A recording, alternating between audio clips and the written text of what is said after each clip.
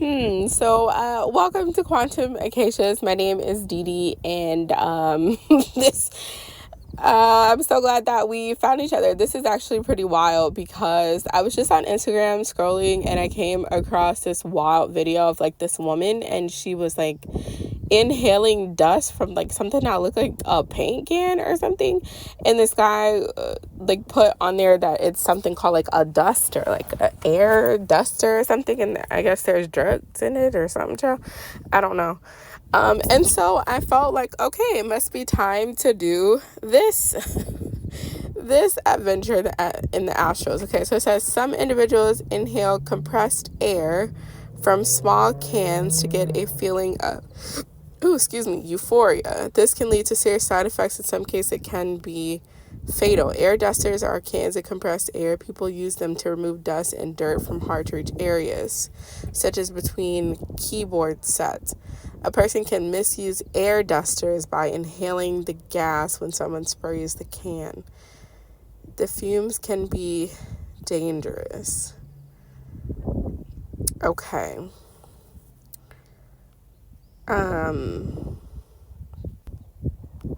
Okay. I have never heard of this before. However, it is connected to my adventures in the Astrals, kind of / story time, where I talked about Louisa Lund. Okay, so in that I talk about where I ended up meeting my spirit guide. My spirit guide was Confucius, and he was basically telling me that I needed to reincarnate to keep an eye on my brother because I was my brother's keeper. Okay, and so ciao. And so sometime in 2019 or 2020, I really feel like it was 2020, I ended up it was definitely 2020, because there's a girl that was in the dream that I was only friends with her 2020 and 2021, I think. So anyway, so I'm pretty sure it was 2020, okay? So here is the dream. That's actually really wild, because I was thinking about doing this dream like the other day, and I was like, oh, I'll just wait until it comes back around. And then literally it just came back around, and look, climate pros. Okay, so I ended up having this dream where I was in the Astrals and I was like flying in the air with my husband, okay? And it's very interesting because like he was definitely there, but he was kind of like in the background, just kind of like following me where I was going. So when I was looking at him, I was okay, this dream or this experience or whatever we're doing, like I didn't necessarily think it was an experience. I mean, I didn't necessarily think it was a dream, but like I was like, okay, whatever I'm doing right now, like Ray is a part of it in some type of way, but this is like a heavier focus on me right now. And so as I was like hovering in the sky, I ended up at this bridge. Okay, so this bridge is like it's in Alabama, and I think we used to call it the Causeway, but it's like this long bridge as you're driving into Alabama, and as you're driving in, you can go, am I messing up these directions? Is that the Causeway? Ooh, child. The details, okay? There is a bridge, okay? I'm just saying like that. There's a bridge. And when you cross this bridge in Alabama, you get to Spanish Fort on the left, and then Daphne on the right. And then there's like this space like in the front where you can go to like this outdoor mall. Okay, I'm pretty sure that's like the general directions, and it's sad because I didn't live there for 2 years, but child, I don't really remember like that. But anyways, I was hovering over this space in Alabama, okay, which a lot of the time it seems like I have dreamed, not a lot, but this bridge must be really significant. I think it's also connected to the Trail of Tears, so maybe that could also be why it's significant, but it must be a really significant bridge. Because I was actually dreaming about it last night too. Now that I think about it, it was in my dream again last night. But anyways, I was hovering over this bridge, And as I was thinking about, like, why am I over here? Because I used to live in Daphne, and then I used to also, like, pretty much live in Spanish Fort because I have my cousins and my uncle and my aunt and stuff. So they used to live on that side in Daphne, and whatchamacallit, and Spanish Fort are like 5 minutes from each other. But we technically lived in Daphne, okay? So I was very familiar with, like, this area. And so I was like, okay, why am I back here? And so as I was thinking about, like, why am I back here, I started getting these memories of that at some point in time, I had buried something that was really important in Alabama, in Tennessee, and somewhere else. And I couldn't remember, like, the third place. I don't know if it was Louisiana, or, like, if this particular group of things was different from the thing in Louisiana. But those are the two places that I can think of. And I was like, oh, okay, I'm, like, energetically checking on this thing that I buried in Alabama in some previous lifetime or something like that. And then, like, I knew that another part of it was in Tennessee and another part of it was somewhere else.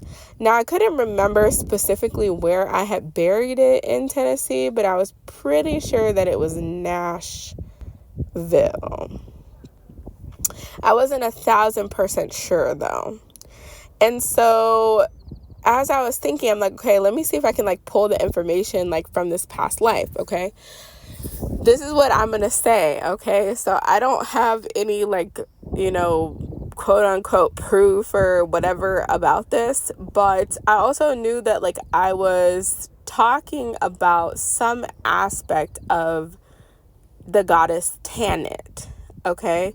So in some type of way, that's who I was representing or something like that. So I don't know if, like, in the past, if I was a priestess of Tanit, if I was a part of the collective energy of Tanit, who I also believe is Neat or Neat, okay? But she's also Newt as well. But Tanit, right? And she's connected to Baal. So I remember that it has something to do with her, and it has something to do with, like, interconnecting different children around the world. That's what this had to do with. These pieces to something had to do with interconnecting children across the world, okay? And so as I was thinking about that, I ended up meeting this friend who I'm pretty sure at a point in time, when I met her, she was actually living in Tennessee, and I forgot what part of Tennessee, but I ended up, like, getting almost like a ping, like a mental ping, like, go check on this friend.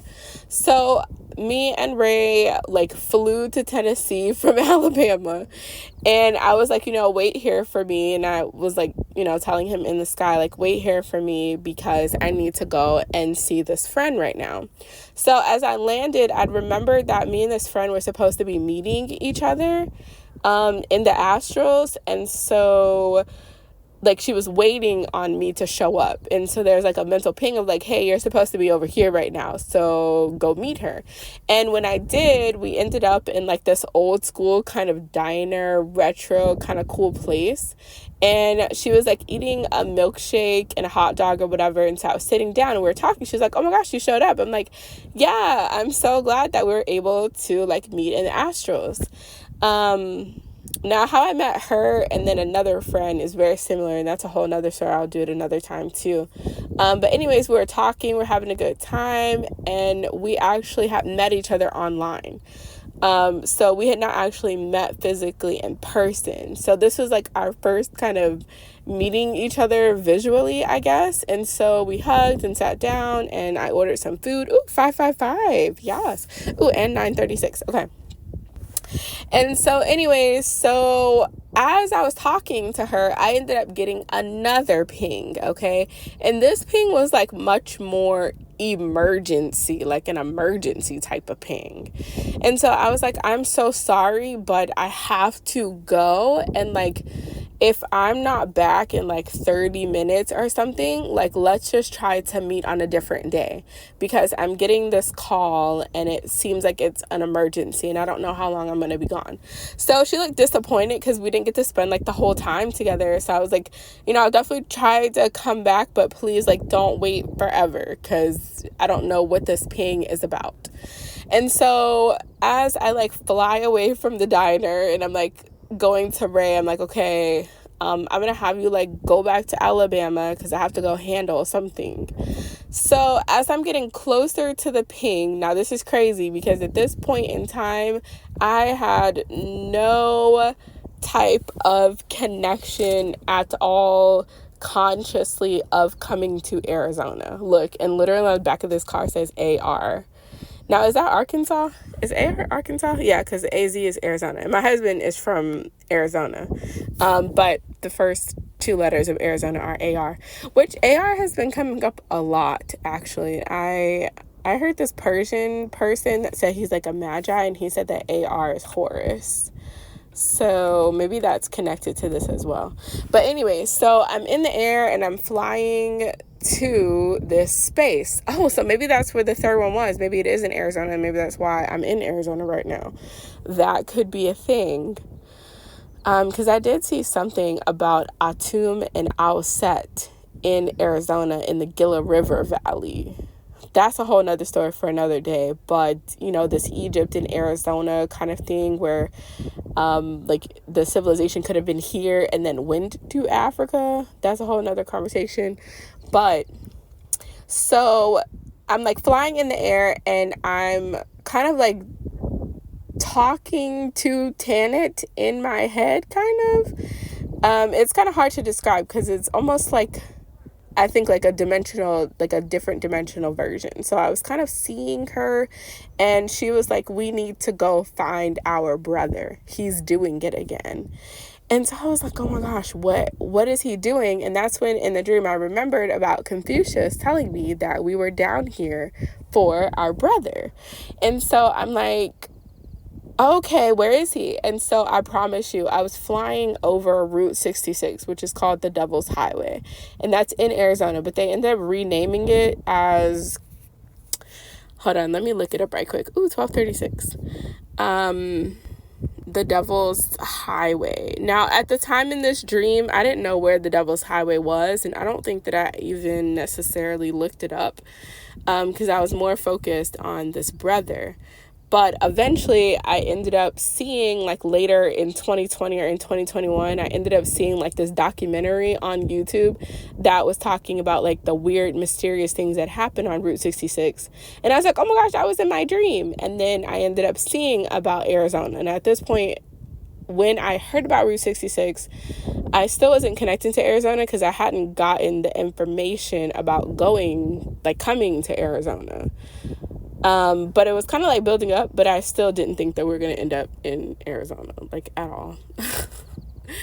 Okay, so the Devil's Highway relates the 2001 tragedy of 26 men and boys who crossed the Mexico-Arizona border led by coyotes, people who smuggle illegal immigrants and lose their way on the stretch of desert known as the Devil's Highway.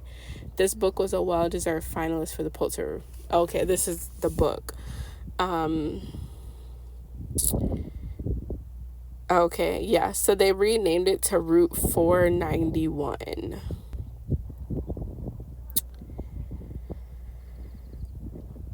Is that it? Yeah, so it was, is that it? Devil's Highway, also called El Camino. Oh, the path of the devil. A prehistoric and colonial trail through the Sonora Desert in Arizona, in Sonora, Mexico. Okay.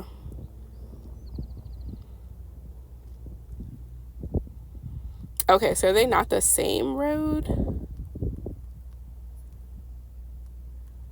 Hold on. Is it? It was 6 o'clock. Route 66. Actually, I was at the park and somebody had like a traditional looking travel van that had Route 66 on it too. Okay, no, I'm not tripping. Okay. So Route 66 in Arizona was a major highway from 1926 to 1985. It passed through many cities. So is that not also called the Devil's Highway? Maybe I'm like mixing them in with each other. But the highway that I was on in the dream was Route 66, and I was calling it the Devil's Highway. But maybe it's not actually called the Devil's Highway. State Route 66, a surface road in U.S. state of Arizona in Mojave and Coconino County. Okay, well, maybe I'm calling it the Devil's Highway, but that's not actually Devil's Highway, but it was definitely Route 66, and it was like this really long stretch of road. I was like flying over that thing, seemed like for a while. So anyways, it definitely looked like the Legion movie. So anyways, I ended up at this gas station, okay? And so as I was talking to Tanit and I was flying, she was like, we're about to go and find our brother, and he's not doing well right now. He's still up to those old things. And so I was like, okay. Now, I couldn't exactly remember what old things she was talking about. And I also wasn't sure if she was saying like our brother, like me as an extension of her, or if I was someone else and they had another sibling. I also couldn't tell that either. But I ended up getting to this gas station, and there was like this cute little like, oh look, this light just came on when I'm about to say that. That's crazy. That's wild. That's crazy. That stuff happens all the time though, but it never gets old. Like, what? I didn't even notice that light wasn't even on, because all the other lights are on, but I literally just saw this light come on. Okay, listen to what I'm saying, okay? Okay. So, there's this cute little like blue older sedan car, okay? That's at a pump. And there's a mom, and she's pumping gas, and she has like this little boy in the back seat. He's got to be like 5 or 6 years old. He's like a much like a younger little boy. I said like much younger. But I don't think he's much younger than 5 or 6, but just, like a baby, like a kid. I mean, he's not a baby, but he's a baby child, basically. Look, this tree is twisted. I didn't even notice that this tree was twisted. Has that tree always been twisted? Because like in Sedona, you see like twisted trees, and they talk about vortexes and stuff. And then I'm looking at this tree over here, and it's twisted, and I'm trying to like think, has it always been twisted like that? And it's right where like the light came on, and for some reason I'm just focused on like that it's twisted, and all the other trees are not twisted. I don't think. There's another one that looks like it's kind of bent over, but I can't see the trunk of it. But this tree is literally twisted. Okay. But anyways, so there's this little boy in the back, and I'm kind of like standing next to the car, but I know that like I'm invisible, like they can't see me or anything like that. And so I see this mom, and she's about to pump gas, and she's about to go inside to pay for her gas, leaving the little boy in the car, okay? Now, as she's going inside, there's this guy that's walking out, and he's like a black homeless looking man, like he had a very scruffy beard. He had like, his hair looked like it hadn't been, cut in a while. And he also looked like a person that was using some type of substances. And I saw her make eye contact with him, and I saw her kind of shake a little bit, but she like ignored the intuition and kept on walking into the gas station. And I was like, okay, I'm here for this little boy because he's going to try something.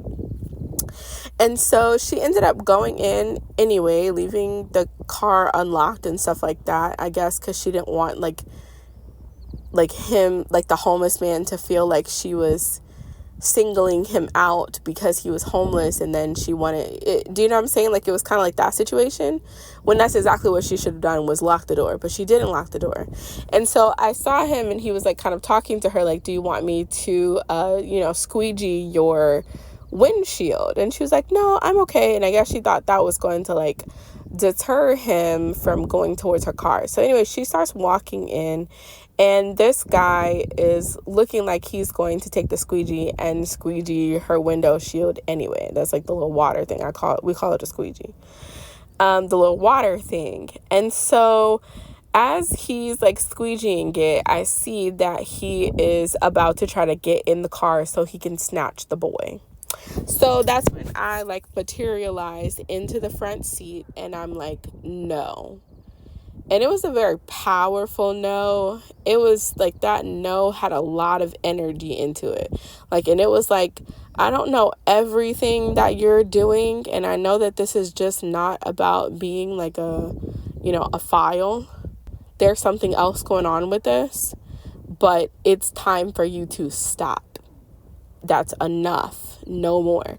And when we locked eyes, I understood that this person was housing the consciousness of our brother. Now, I don't know if he was the only person housing the consciousness, but he definitely was one of them housing the consciousness. And so we locked eyes. He backed up from the car, and the boy was okay. And the mom, was like, thank you for getting in the car. And I'm like, yeah, please don't leave your kid in the car just randomly. Like, even if you feel uncomfortable or you don't want to make someone feel comfortable, it's always best to make sure that everything is everything. I'm about to lock my door right now. And so I get out of the car, and I'm like, I'm glad your son is safe. And then she pulls off. Okay, so it's me and him. And as I'm staring at him, I'm not saying anything, I'm just staring at him. He starts to back up, and then this aerosol can falls out of his pocket. And like literally just now, I hadn't even looked into what aerosol drugs were or like how people use it or whatever. But I knew like he was using this aerosol can to like get high and stuff. But it wasn't just whatever was in the aerosol can. And this is like a trigger warning. So I do want to give a trigger warning in case you do want to skip over this part. I also knew that he was doing something where he was taking children and putting their essence in these aerosol cans. So I don't know if that's like the adrenofoam or something like that, but he was taking children and doing something with them in the aerosol cans, like something like that. And so I was, looking at him, and I was like, you have fallen very, very low, and it's time to stop this behavior. And so in that moment, I understood that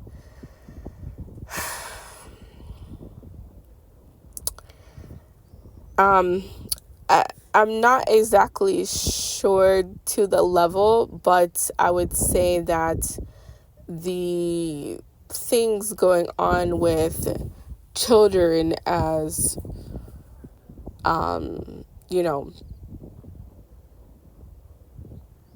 things to deities in North Africa, I would say that it had to mainly do with a male entity.